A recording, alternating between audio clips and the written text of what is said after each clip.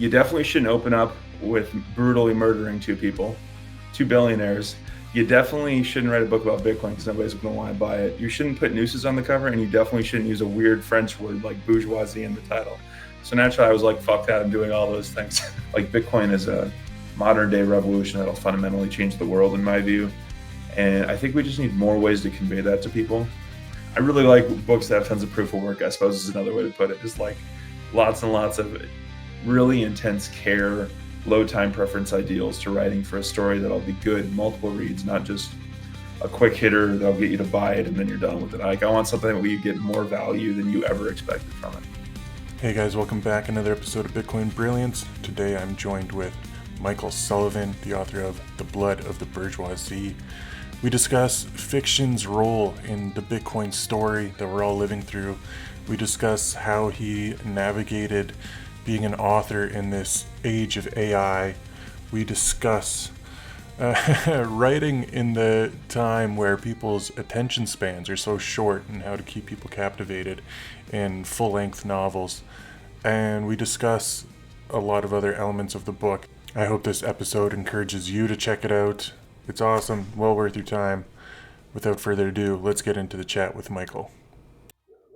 Hello everybody, welcome back. Another episode of Bitcoin Brilliance. Today I'm very, very excited to be joined by my guest, Mr. Michael Sullivan. Michael, how you doing? I'm good. Great to be here. Thanks for having me. You wrote a book.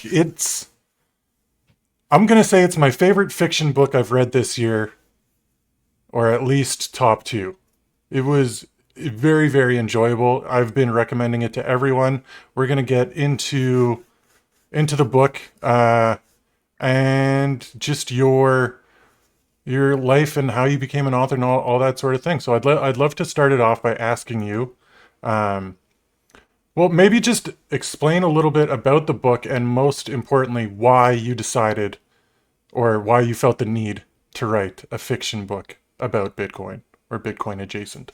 I think you hit on it with the second part of that, where I felt a need to, where I have so much gratitude for the Bitcoin network. It's changed my life in a variety of different ways, all for the massive positive. And because of that, I felt like I just had to give something back to the community, just make something, express something about the network through myself. I had already had like a daily writing habit for almost a decade at this point, where I had just daily journaled for a long time. And that eventually kind of morphed into a fiction writing like daily practice. I wrote a first book that came out in 2022 that I'd started around 2019. Learned a lot through the process. And as soon as I wrapped that up, I was deep into Bitcoin. It was the bottom of the bear market, or not quite the bottom yet, but it was bottoming. And I still had all this energy and desire to build something, make something for Bitcoin. So I just went right into it and started writing this thing. And it's a long process, like every single day for a bit over 3 years to start to finish. But yeah, I think it turned out pretty darn good. Yeah, man. Okay, so that's interesting. How did you go from journaling and writing every day to say, okay, now I'm going to write a story? Where did that? How did that happen? Because writing a novel is not a small task to undertake if you've never done it before. I kind of fell in love with the writing process. I tweet a lot too. A handful of people follow me on X, and like it's a similar thing where I found it pretty cathartic to like get thoughts out, write thoughts and ideas, and put them down. That was really valuable with journals. I have like a shelf over here against my wall that I have like 20 journals from years of stuff that I've written. But I kind of just felt like I had worked through a lot of things, but I also wanted to create something with that habit and that love of mine and just make something cool for the world. And it was kind of how the first novel was born.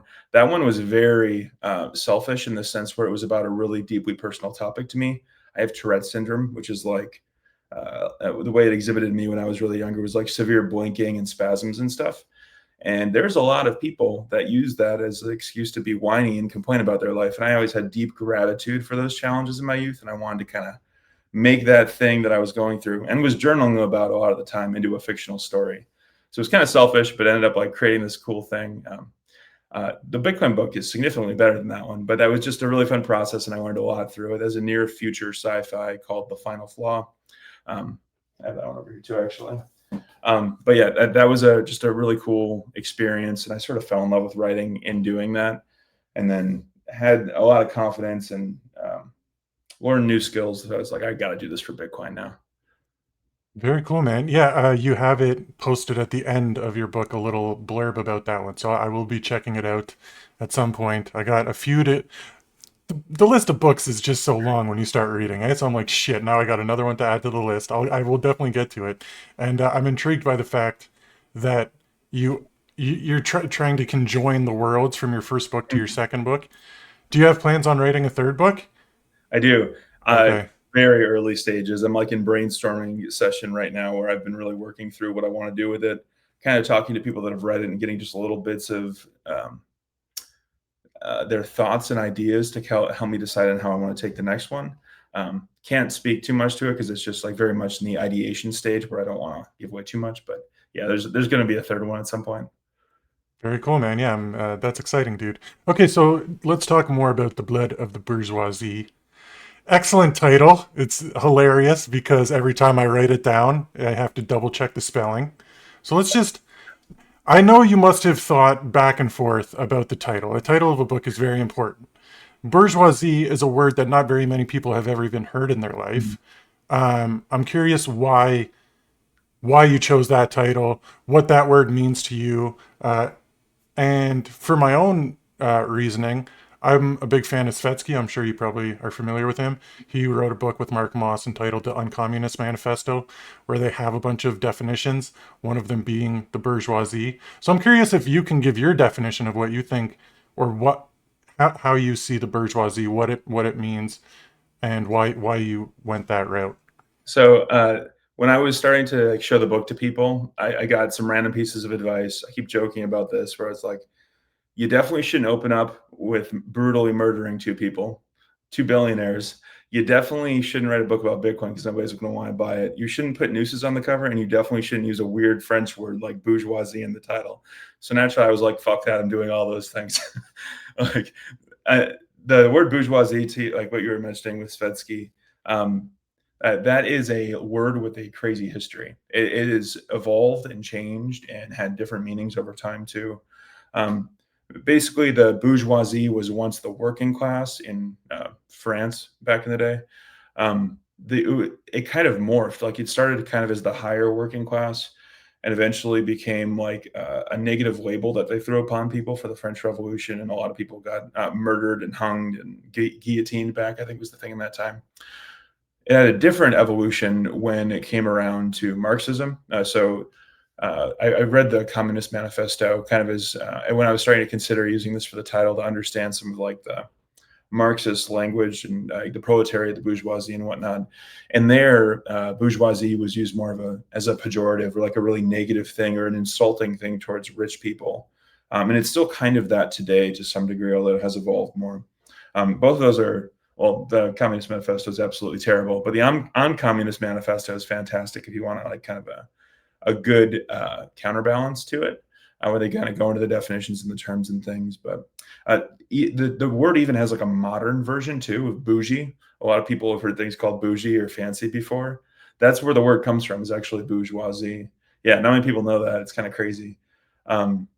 But yeah, this word, it's changed definitions over time, but it was such a central thing to the book of there is just this deep resentment for people that are more successful or rich people. I think it's very tied into the Bitcoin story too, where I think there are days coming where people are envious of the Bitcoiners, the earlier Bitcoiners, right? And there's this just deep resentment and sometimes violence for this wealthy class. It's a repeating thing that happens over and over historically. And that was just a huge theme of the book. And it kind of came up naturally too, with what one of the characters does and says towards the end. But that was sort of the reason for it. I had a bunch of other titles too, but that was kind of one I ended up falling in love with. Right on, very cool, man. Yeah, I like that theory of I was told what not to do, and so I did them all. Very, very Bitcoiner of you, man. Absolutely. Yep. And I didn't know that about the bougie thing. People say that all the time. I never put two and two together there. Very interesting. That's cool. Okay, I want to know. So your book is, I wouldn't say it's about Bitcoin. It just has Bitcoin in it. Mm-hmm. Now, me being a Bitcoiner, enjoyed it a lot because I got to read stuff and be like, yeah, I know about this. Yeah. I'm curious though, who were you targeting originally when you were writing the book? Were you aiming towards people that were Bitcoiners? Were you aiming towards people that knew nothing about Bitcoin? Was it a little bit of both? What kind of audience were you hoping to find with this book?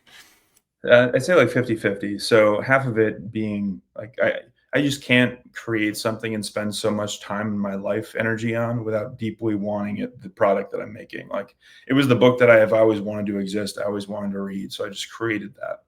And then Bitcoin was obviously central for that reason.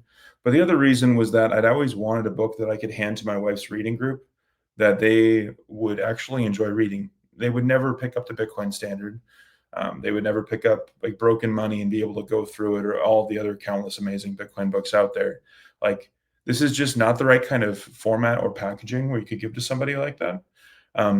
But something without a big Bitcoin B on the cover, something that's a little more subtle and something that's really thrilling and interesting from the beginning, where you get exposed to the characters, you're kind of riding around with them and you get emotionally invested, and Bitcoin slowly ramps up through the story where you get just like little bits of it and it builds and builds and builds to be at the point where like Bitcoin is really central to the plot line. I thought would be a really good way to expose people to the ideas of Bitcoin, and kind of subtly orange pill people, so to speak. And so far, so good. I've had a handful of different readers give it to like loved ones and things, and with wild success on some of them. I have one specific case where a friend gave it to his mom, who would never read a Bitcoin book, cruised through the entire thing in like 3.5 days or something like that. And it was asking him all sorts of questions about like how do seed phrases work and like all these other things. And it's not going to be the most like fully educational, give you everything you ever need about Bitcoin. Like this rabbit hole is thousands of hours deep, which like, but it's enough to potentially inspire interest or give somebody who never would normally learn more about Bitcoin just a little bit of exposure. And I think it kind of fills that void that didn't exist before. Yeah, I completely agree, man. It's like the perfect entry point to anybody because, being Bitcoiners, we're always screaming at people about Bitcoin. I'm doing this to friends and family. And then it's like, oh, this book is cool. You should check this book out. So I'm gonna start sending it to people. My girlfriend's reading it right now. She's enjoying it. I've I've told her a bunch about Bitcoin, but it's just a different perspective, and I think it makes it way more intriguing, or at least, I mean, if somebody's not intrigued about Bitcoin after reading this, I suppose they never will be, Yeah. right? Like, oh man, this is the not only an entry point, but also like a Hail Mary. Like, here, come on, just come with me on this Bitcoin journey. It's so much fun. I'm curious to know. So, one of the characters in the book likes to just kind of spout out quotes and things from people like Thomas Paine, the founding fathers, which is obviously very Bitcoin centric and libertarian ideals and things like this, which I'm going to assume you stand in that camp. I'm curious, one, who inspired you and what kind of did you see yourself when you were writing those quotes about like she quotes Thomas Paine, and then how much did you know about that history of the world before becoming a Bitcoiner and as you wrote the book? Did you learn more, or had you always been more libertarian minded? So definitely always been pretty libertarian minded. That was definitely part of it. Um, the quotes thing, so yeah, one of the characters, Nala, is very frequently quoting the founding fathers throughout the entire book. She was raised in a school in Sudan where it was kind of like an Americanized school. Like it goes over in the first chapter a little bit. Um, it was deeply, deeply impacted by her uncle. And part of it was, I think the ideas of Bitcoin are so deeply intertwined with some of the American ideals, not the current version of America that exists today with parties flipping back and forth and arguing about bullshit that both of them just lie about constantly, but the actual ideals of like human freedom. I think like Bitcoin is one of the best examples of that existing in the world, like in a technological world. And I've always just thought the ideas were deeply intertwined, and the founding fathers of America would really be Bitcoiners genuinely. So that was a big part of it. Is I just thought that was a unique thing to kind of combine there. Yeah, the all the characters kind of have like a part of myself too. I don't necessarily agree with each of them individually in their entirety, but each of them has a part of me in them. I'm probably the most in common with Cal, the main lead character. But there's a part of me that's Nala too, that has like a deep fucking resentment for the class that is systematically stealing from poor people via inflation. like there's a rage there, and I really enjoyed like writing her and writing some of those things within there. But I also don't agree with her about a bunch of stuff that she does in the story. But you kind of get to do this unique thing as a writer where you get to put on the masks of different people and pretend you're them and like kind of live through their eyes. And some of it happens organically too, where it's not all just me knowing when I sit down to write what it's going to be, but kind of the ideas sort of flow through you, and you get to know each character and what they would do in these situations. So it really was an evolving process over a lot of time. Yeah, that's really cool. Yeah, a lot of so I was surprised by the way Nala thought about Bitcoin and what it was going to do for the future. Because, yeah, I think most Bitcoiners align more with Cal and Mhm. think more positively about and optimistically about the future. I was thinking I could picture like Eric Kaysen rounding up people and slaughtering them. And, right? And so I'm like, okay, so maybe there is a darker side to what the future could look like. What kind of what stories or Bitcoin books or Bitcoin people or ideas did you have or look into to get you to a space where Nala could be the kind of person that she is? Because that's a very dark side of the world. And Mhm. so being an optimistic Bitcoiner, uh, for me, it's hard to see that, but I think it's important too to see different aspects of the way this thing can go. So where did you go to kind of get inspiration for that side of the story? For the actual darkness of her, like I definitely was a little inspired by some Eric Kaysen rants, that's for sure. I love like some of her rants towards the end, but I don't ever think that he even would be all that aligned with her. Maybe in some ways, but uh, the I really, really wanted something where there was two ideologically opposed Bitcoiners.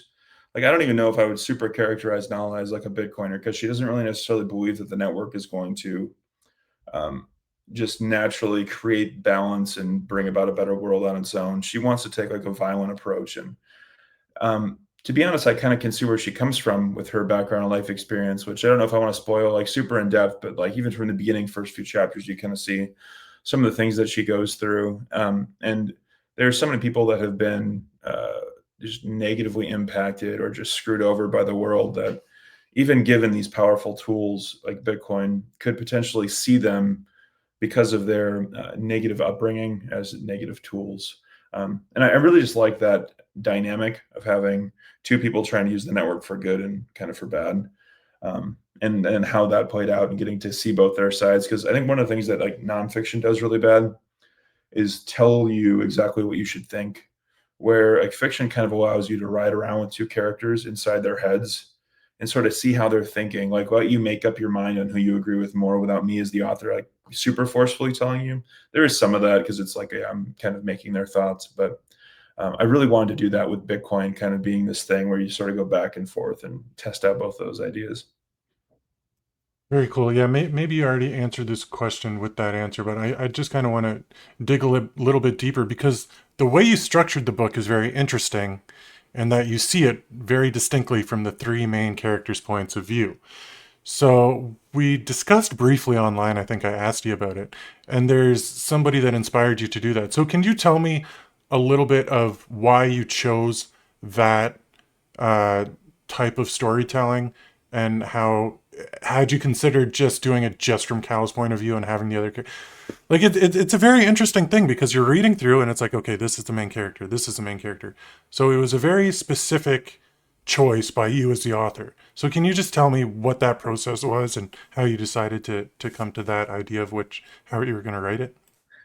The main thing that makes it a really unique storytelling arc is I use a lot of nonlinear storytelling. So there's three main characters. It goes Cal, Sophia, then Nala, and Nala's story starts much farther back than the other two. So you get her backstory, then it slowly comes up and synchronizes with the other ones, and you kind of see how they intersect. And yeah, that's a big part of it.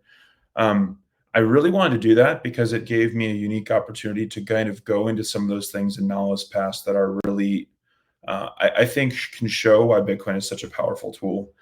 So in those early knowledge chapters, you see her literally memorizing seed words so she can escape from her country of Sudan with Bitcoin in her head, going across a border where she could not do that with gold, like welded into coat hangers or just in any other way. It was literally the only way she could have done that was with Bitcoin.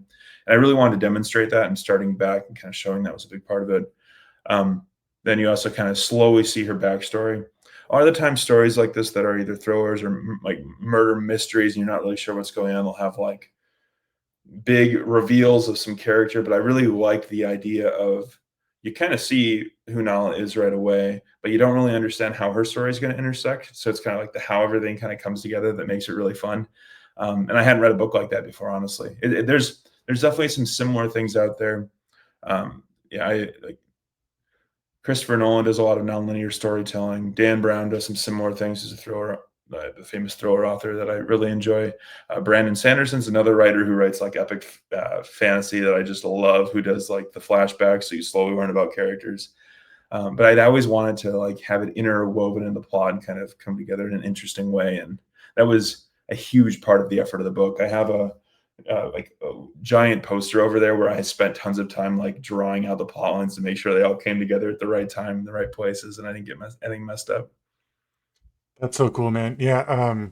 For anybody listening, me and Michael have decided we're going to do a spoiler mode. So what I'm going to do is I'm going to read the book again, and anybody that's read it once will understand you got to read this thing twice because, like you said, yeah, I almost wanted to get a poster board out and try and figure it all out too because there's some things that happen and I was like, oh shit, there's literally sections. So like I only really started reading again this year. I think that's why I'm so excited about your book because I read a crap ton of nonfiction Bitcoin books, and then those are fun because you can get through a chunk and you learn something.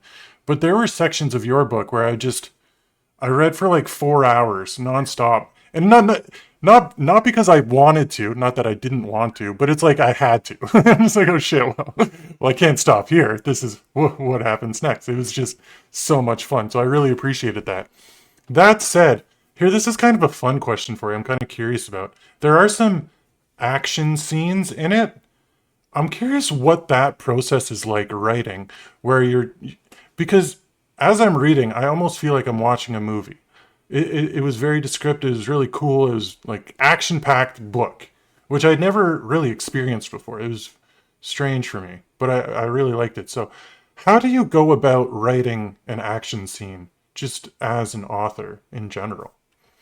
So there are tons and tons and tons of revision. So it's definitely one of the things that painted a lot of Cal's action scenes is like he's done a lot. I'm a Brazilian jiu-jitsu instructor. I've been doing that for a long time. So like that was one of the things that was really top of mind through a lot of his fighting related scenes. Like I was able to write those with insane amounts of detail. But tons and tons of iteration where you kind of know the rough structure of what needs to happen, how things are going to play out. But there's certain elements of writing that are way more like architectural where I'm like, I need this thing to happen in this way, this way, this way. The fighting scenes, I was like, I'm just gonna have fun with this. I'm gonna like just let it all come out, write for a long period one night and just kind of see what happens and then refine from there. Like one of the things that like a lot of the times like writing seems very like romanticized and fun, but sometimes the things that make it really good are just absolute shitloads of work.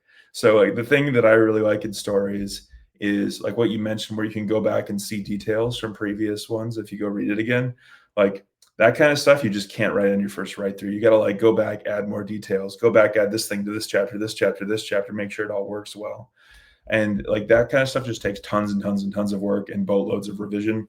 So like in writing the action scenes, that was a big thing, but also like I really like books that have tons of proof of work, I suppose is another way to put it. Just like lots and lots of really intense care, low time preference ideals to writing for a story that'll be good, multiple reads, not just a quick hitter that'll get you to buy it and then you're done with it. Like I want something where you get more value than you ever expected from it.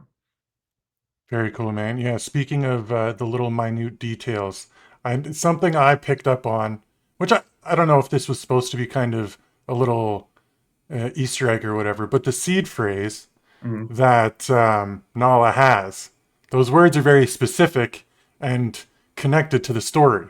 So Mhm. I'm curious, just did you, as you were writing the book, did you go through the list of seed phrase words, choose some out, and then say, I'm going to write a book about this? Or did you start writing, like, how did you connect those two things? Because I feel like it was very specific words chosen that go with the plot of the story. Was that something that was decided very, very early on in your creative process of writing this book? And see, like these kind of questions that like, you see the how the sausage is made, so to speak, in writing make it seem way less cool because I did it very towards the end of the process. I knew I wanted to have the seed words. I knew I wanted them to outline like what was going to happen in the story and kind of be a fun little Easter egg. But I had like a placeholder in there. I think that seed phrase was legit as of about a year ago. So it wasn't until I was all the way done with the book because I was still probably like 9 months of writing after that time period, but I knew for sure that the general architecture, just like structure of the book was locked in. So yeah, I like got the seed phrase, which took me a little while to make sure I actually like got words that were a valid seed phrase and actually had a correct checksum and everything. But from there, yeah, I think I put like 21,000 sats on it or something. And like people have been interacting and messing around with the wallet and it's been kind of fun. Yeah, dude, I looked it up immediately once Yeah. as I was reading it, I was like, "Hey, what's the word? Put it in." I just opened it up right now. I haven't taken anything out of it, but it's empty. So you got to refill. Some asshole stole the sats again. Yeah, But I think it'll be fun. Yeah. I know who a couple of them are that have stolen and added some back in. I'm gonna have to shoot some back in there myself soon. Okay, cool. Yeah, I was thinking of making a donation there. I think it'll be a fun thing to watch because it'll be like an uh real time thing of people reading the book, and you can see, oh, somebody must have just figured it out. It's drained again, or somebody just added. We'll see the benevolence of Bitcoiners. See if it's goes up or down all the time. Seems like so far it's going down only, Yeah. but that's okay.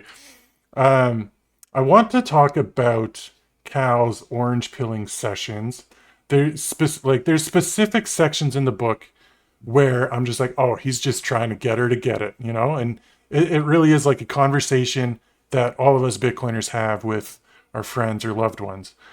How much thought did you put into those sections? And did you have more when you first started writing? Did you add? Did you subtract? Because like one of my favorites is when they're in the lighthouse and they start talking about mining, and it gets a little bit technical, not super technical, but it's just fun, and you can see Sophia just like, yeah, okay, whatever. And it's just a great time, and it's like, oh yeah, we've all been there. So any Bitcoiner knows exactly what that um situation is like, and probably people that are friends of Bitcoiners know what that situation is like. So I feel like that was a very specific decision to add that into the book. I'm just curious, how did you balance out not putting too much of that in, or do you feel like you should have added more, maybe added less? How do you feel about those sections? That was really, really hard to balance because as a Bitcoiner, I wanted to put so much Bitcoin stuff in it. So I don't know exactly the number, but I almost exclusively removed Bitcoin stuff.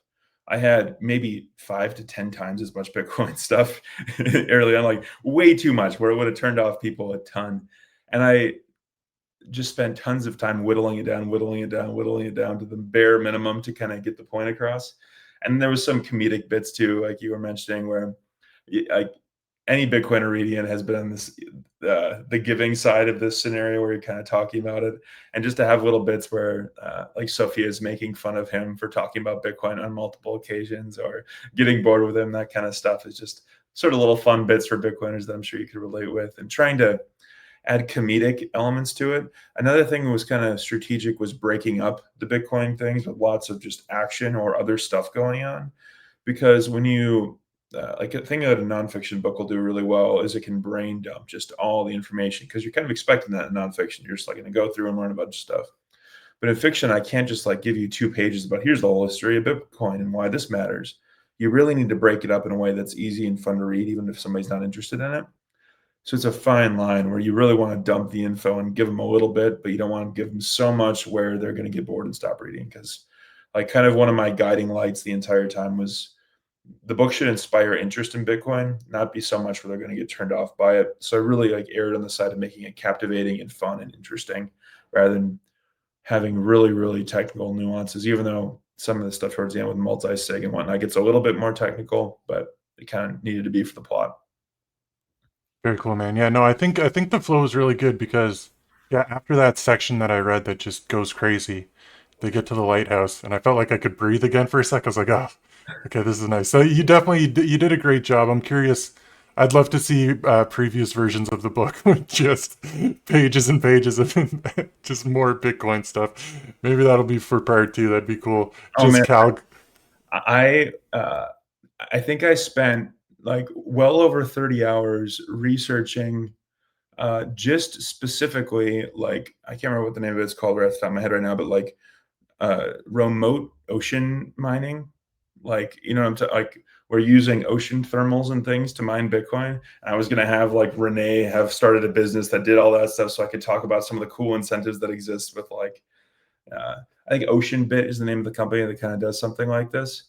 I had a whole bunch of research. I ended up cutting like all of it. I had spent tons of time doing this because it just didn't work for the story. As much as I had fallen in love with it and it was a fun thing, it just like could not work and still keep a reader that was not a Bitcoiner focused. And so I just had to, it hurt like hell because I have all these, there's a lot of stuff like that where I had to cut out stuff I loved, but it just would not work in the story and still be really fast paced or really interesting. So I had to go. There's a lot of things that got cut that way. Ah, yeah, okay. Yeah, I can understand that. Because, yeah, you just kind of briefly touch on the idea that he had a mining business, but you don't get into the details of it. I think that's a good choice, you know. It's difficult because you want to keep the reader engaged, and yeah, that's fair. I can understand your pain, though, trying to cut those sections out. I had a lot of Speak. beta readers too, where I would test beta readers that were Bitcoiners, and then I would have beta readers that were knew nothing about Bitcoin too. So I'd kind of get different points, and it was always interesting because sometimes the Bitcoiners would want to hear more about a thing, and then very frequently the not Bitcoiners would be like, "That was way too much of that Bitcoin stuff. Like, it just you went overboard." So doing a lot of that really helped the process of finding a middle ground somewhere. Okay, right on. Yeah, that makes sense. I think there's going to be a lot more non-Bitcoiners reading it than Bitcoiners, so you made the right choice, I Yep. think. There's enough Bitcoin books for us crazy Bitcoiners. Another curiosity of mine is something in your book that I found interesting was the length of the chapters. They're very they're very punch like okay, chapter, chapter, chapter, chapter, chapter. And I'm curious, was that a choice you made just to keep the flow going? Because it's a full length novel. It's a big book. It's not a small book, but the chapters are, how do I want to say this? They're just like quick, easy reads. Like it feels good to finish a chapter and then get to the next one. Did that go into the idea that you did want to get to all the characters, plot points quicker, or why did you? Or maybe it wasn't a choice at all. But I just felt like some of the chapters were short. I'm like, oh man, I would have loved to hear more about that. Or is that just more editing and what needed to be in and what didn't need to be in and things like that? Definitely, that was a very tactical decision where, again, I really wanted this to be something you could give to somebody who didn't want to learn about Bitcoin. So if you could kind of get that short chapters thing, really gives you a sense of progress where you get little dopamine hits at the end of every chapter, basically, where like something happened, I'm on to the next thing. I made an accomplishment. I moved on. Like, as much as I'm a pretty like focused person who has decent attention span, like I'm doing a lot of things that require multiple years of attention, but even still, like we live in a world of like quick dopamine hits scrolling on TikTok and Instagram. Like you really need to give people something and then move on quickly. So I really, since this was something I wanted to make sure you could give to somebody outside of the Bitcoin space that might not have a long amount of attention span for Bitcoin, having those short chapters and then going between characters' heads every chapter. So it's like very different stuff every time. I think helps pull the reader along much more quickly than if they would have been long chunks of chapters. There's some chapters that just because the structure had to be longer, because of the way that kind of that interweaving of Nala's story goes, like really I had to jam a bunch of things in, but that was very, very tactical to have things short like that. I also really enjoy reading thriller books that have that length of chapter too. I read really widely. Like I have a stack of thrillers over here that I'm looking at, but I also upstairs have a big old full bookcase of like epic fantasy stories that have like 40-page long chapters, and I love those too. But I thought for this format of the book, the shorter chapters worked good, specifically trying to get people that were less into Bitcoin to potentially read the thing.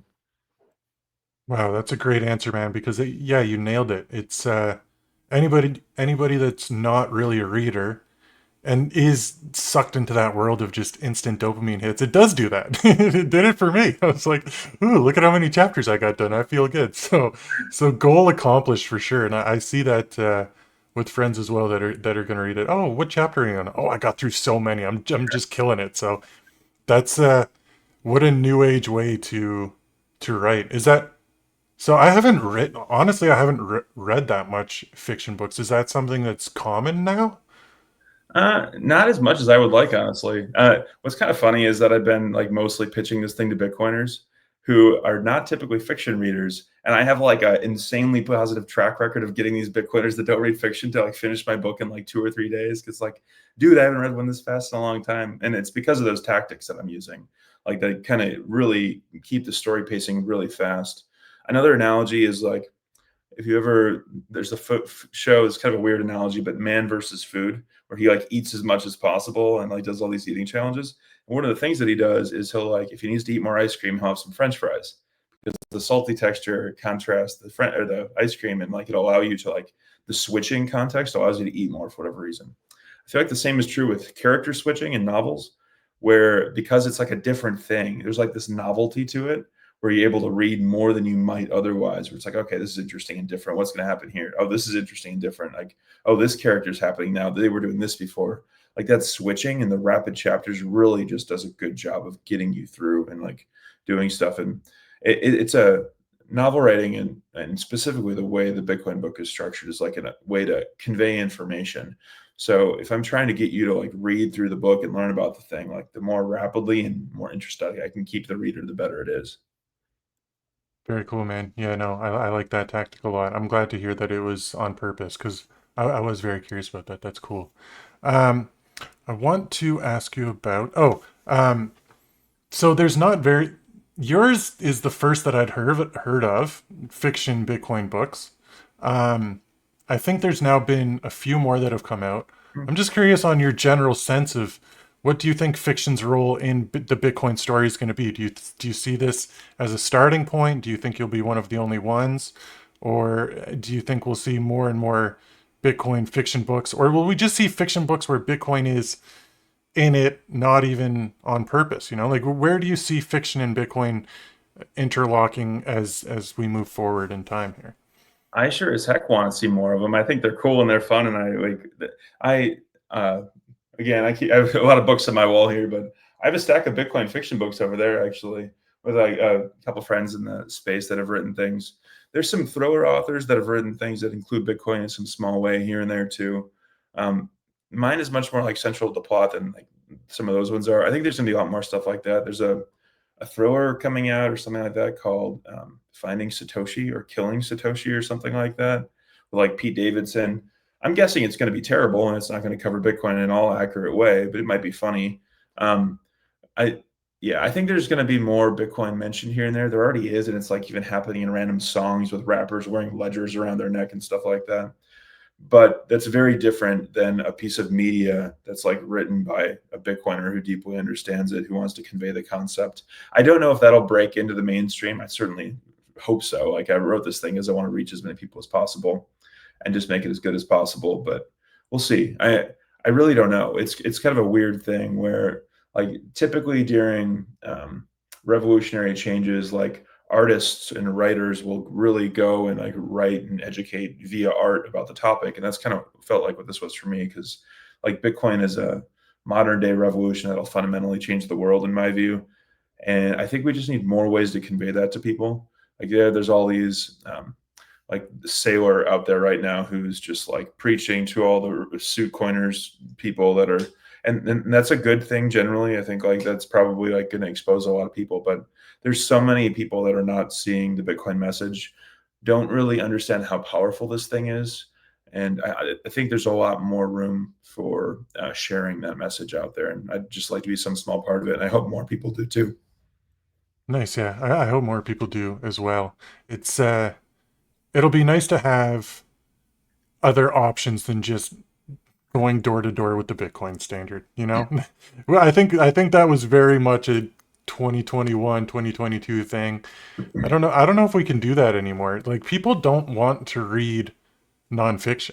I mean that's just true. And now I find, especially people that don't read in general, you can much more easily convince somebody to read a fiction book than a nonfiction book because they just think it's a textbook. And even as good as the Bitcoin Standard is, and some of the other Bitcoin books, Price of Tomorrow and so on, it's still a fiction book is just an easier sell, I think, and that's what I'm going to be experimenting with. I'm gonna find out. I'm gonna give your book to a few more people and see, the same people that I've tried to get to read the Bitcoin Standard that just said, no, yeah, I read a few pages, whatever. I don't have time for this shit.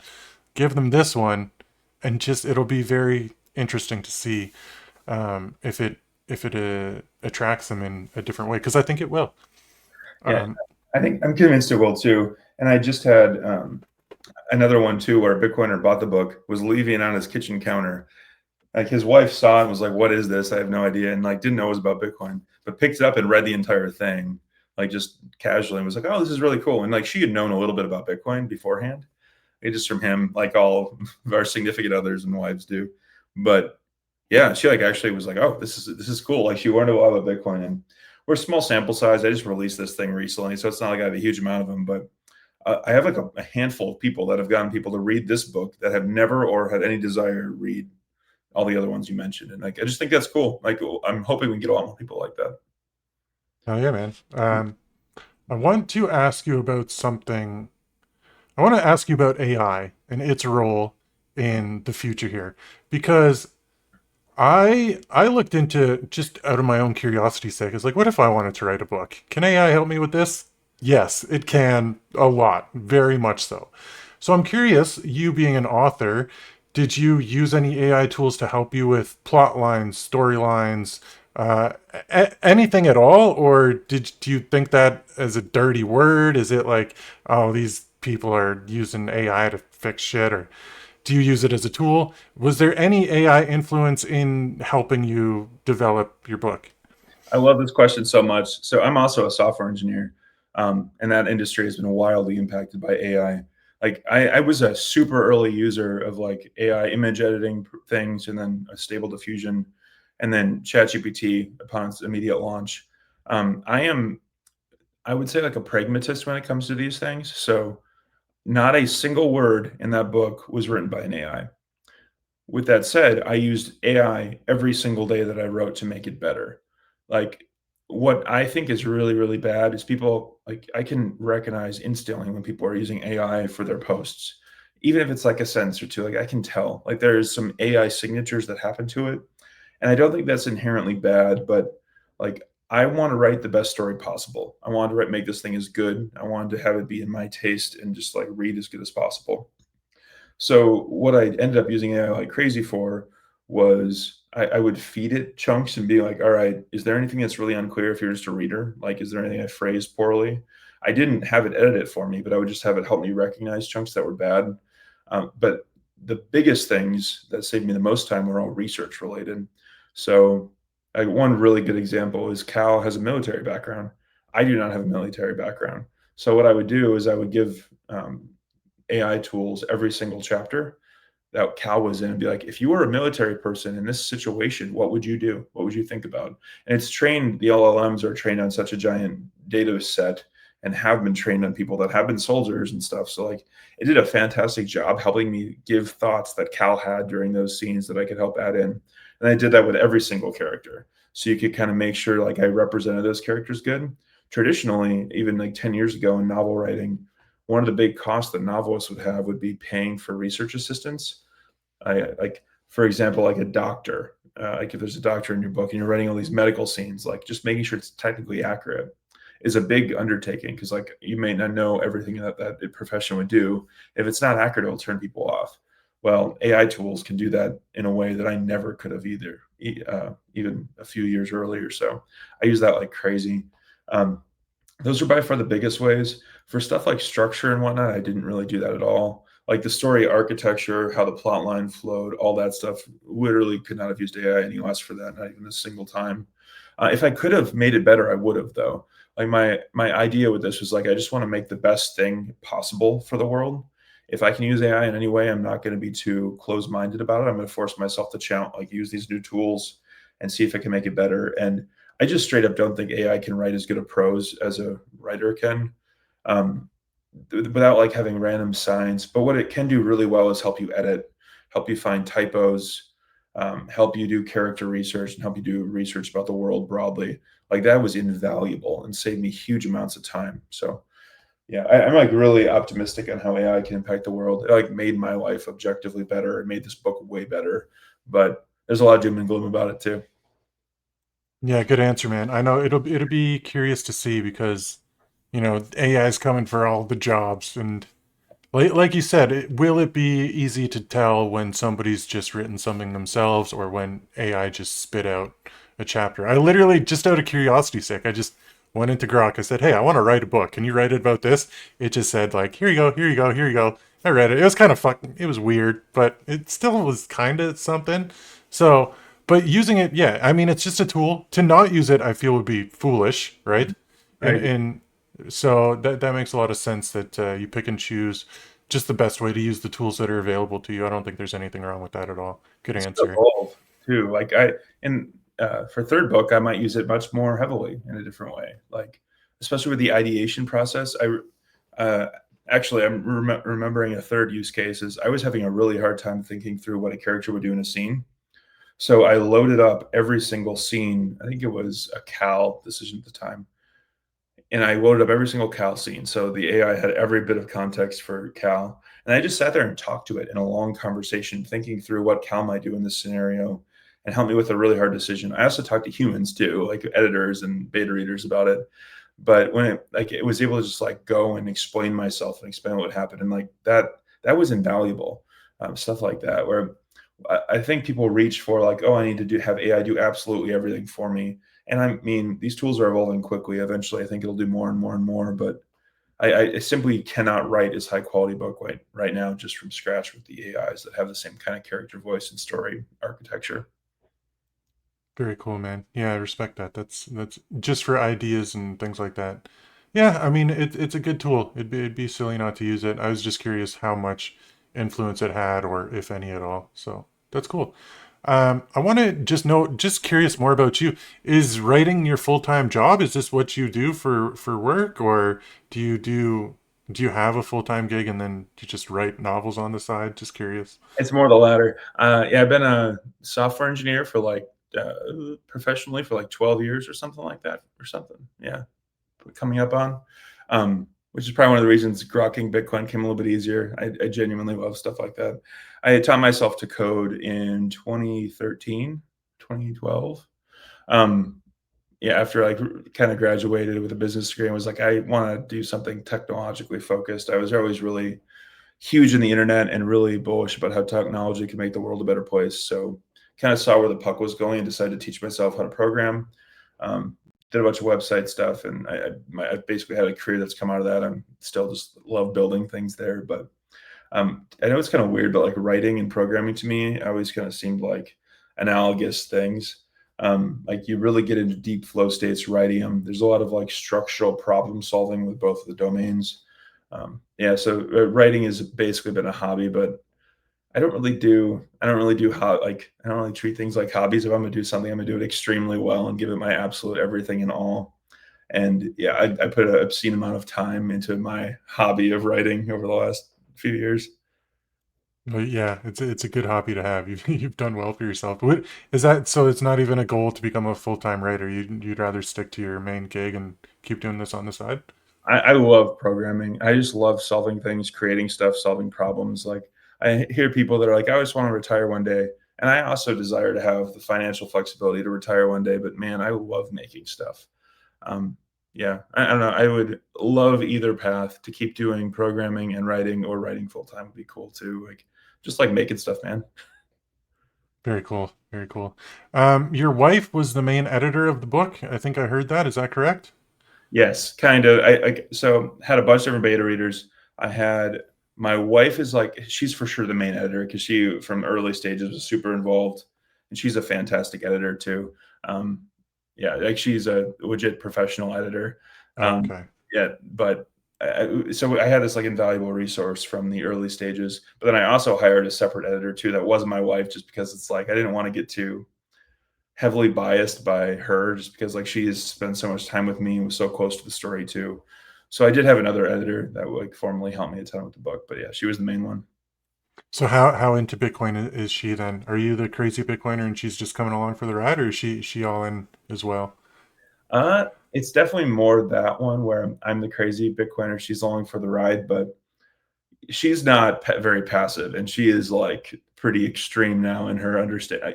She doesn't really care as much about the technical nuances. She's not sitting there like watching Bitcoin podcasts, but yeah, if I were to like die tomorrow, she would still be like, "All right, we need to like buy more Bitcoin." Yeah, If I she were to understands. die. Yeah. Yeah, that's good. That's good. Good to have her on board then. She didn't think you were nuts for writing a Bitcoin book. It's like, yeah, I mean, this checks out. She was insanely supportive, and she's a deep believer in the technology too. That's for sure. I think Very she cool. really enjoyed. Like, I think she's pumped to have this thing where she can give to a friend too. She was at a bachelorette party a few weeks ago. It was like after the book launch, and she was talking to some other girl that was like basically pitched my book because this other girl's husband was kind of into crypto stuff, and she was like, "Oh, this she's married to a shitcoiner. He needs my husband's book to actually set him on the right path." And yeah, I'm pretty sure she bought a copy. I haven't heard what she thought of it yet or what her husband thought of it yet, but it's kind of fun. That's funny. I had a friend that did that too. She was getting shilled some shitcoin by somebody. And she's like, I have a friend that's a Bitcoin podcaster. Get away from me. So I was like, hell yeah, we're saving the world here, one person at a time. That's funny. This is kind of a weird, random, just I'm not an author, you are, so I want to ask the question. How do you come up with the names for your characters? Where do those names come from? Just pick them out of a hat, or is there a reason behind it? Oh man. So Cal came up because of the first book, where I have his son Charlie as the main character in the first book. So that one kind of was forced upon me. Um, Sophia was inspired by the Da Vinci Code by Dan Brown, where there's the female character in that book is Sophie. And it was just kind of a placeholder name that I used for starters and kind of grew on me. Nala, the character, is like a I don't know if it's Sudanese word, but for like fresh water in the desert or something like that. And that one just spoke to me when I saw it, and was that I was still like early on in writing her plot line, but it just seemed like it fit the character and fit her pretty well. So that was some of them. Um, yeah, there's some of them are given more thought than others. Some of them just kind of evolved naturally or changed over time too. There was Harold's changed a lot. I had multiple different names for him and eventually settled on that one. Um, I want to ask about what books did you read that helped did you read any books that helped you in writing this book or that you got inspiration from, whether it be story driven or just ideology driven or any books that come to your mind that as you were writing this one helped you write. So I gave the entire time, like it's kind of like a diet. Like if you want to be healthy, you need to put good stuff into your body. While I was writing this thing, I kind of had that same mentality where I needed to listen to Bitcoin podcasts constantly, like different like exposure to things. Just make sure I was like constantly thinking about Bitcoin in my subconscious, and that I'd frequently be like getting ideas and writing down that kind of stuff. Then on the writing perspective, it was never Bitcoin books because like I've already had read so many of them. I did probably read a couple of them along the way, but it was books that I felt like I needed in the story. So, for example, like there's a lot of thriller style things in the story. I was reading a lot of Dan Brown and an author called Blake Crouch that I really love, who writes a lot of thrillers and sci-fi thrillers. I read literally every single Blake Crouch book that's been written over the course of writing this thing because I kind of wanted to study the strategies that he was using to keep things fast paced that always made me interested. I literally read romance books when I was trying to make sure I had some of the romantic elements and like the flirting between Cal and Sophia right. Like, because that I wrote that really poorly initially. It was a big weakness of mine, so I was like, I need to read some books that are in that topic, which is kind of crazy and outside of what I normally would have. Um, Read a lot of like murder mysteries, so I could kind of figure out the way that like they'd lace in little Easter eggs and stuff. And I would just kind of would bounce around to different books based on what I felt like the story needed, kind of to give myself that exposure and get myself into the right mindset when I sat down to write. So I had that theme. But thrillers were the majority of them. But there were some other ones too. And then I like fantasy as well. So there's a couple fantasy things. And like I said, some of the structure of Brandon Sanderson's writing in the Stormlight Archive was central to how I did those flashbacks with Nala's character. Very cool. Yeah, you're a pretty avid reader then. Not as much this year. This is the worst ever book count I've had in my entire life because I've just read this thing like 75 times this year to edit it over and over and over again, where I've been really exhausted. But I've had years where I've read like a book a week kind of thing, or like giant stacks of them. That's crazy. I had a goal to read 12 books this year. I'm at 8. So I don't think I'll make it, but I'm still pretty proud of myself because I read 0 for like a decade prior to that. So I'm working my way up. It's fine. Um, I hated reading after school. Like I got really turned off to reading completely during school and just thought I was dumb, to be honest with you. And then I got out of it and was like, oh, wait a second. I actually enjoy learning when I'm not being force fed bullshit by my professors and I can pursue my own interests. And I kind of like had a reinvigorated love for learning. And then I only read nonfiction for years after that. Then eventually read fiction, was like, okay, this is cool. And I fell in love and then decided to write some myself. that's awesome, dude. Yeah, my favorite book is probably many Bitcoiners are with me on this one is 1984. I fondly remember that reading that, but it's like also one of the only books I ever read, but it was very enjoyable. And then yeah, I also just reading is weird. For some reason people think it's not cool or something. That's what we're trying to change here. We need more people reading. It's it's a lot more fun. It's a lot better use of your time. You get a lot better perspective on the author or a bigger story. It's way cooler. And I don't know why it's not looked down on, but just not enough people read. I hope more people start reading. I'm sure you feel the same. Oh, for sure. And the reading genres are very different. Mm. Like if you go in Bitcoin communities, you're going to see a lot less like fiction reading than other communities where in the broader world, fiction is the majority of books that are read. Like by far, the number one genre is like romance novels. I think number two is thriller novels, actually. And then after that, nonfiction. I'm not positive on the breakdown, so like, don't quote me on that. But um, by far, fiction is the largest genre. But a lot of the people that come into Bitcoin for whatever reason are just not the types that'll read fiction typically. I think it's really interesting where like fiction is this tool that kind of lets you convey knowledge in a different way, where nonfiction is really right direct in your face, where there's a different kind of learning that can happen when you're riding around in a character's head. You're experiencing thoughts and you're experiencing like physical sensations with them and stuff.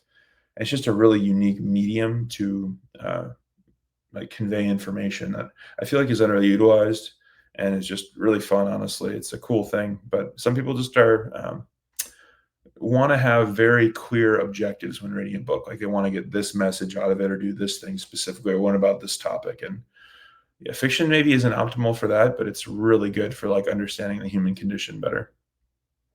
I completely agree. Very cool.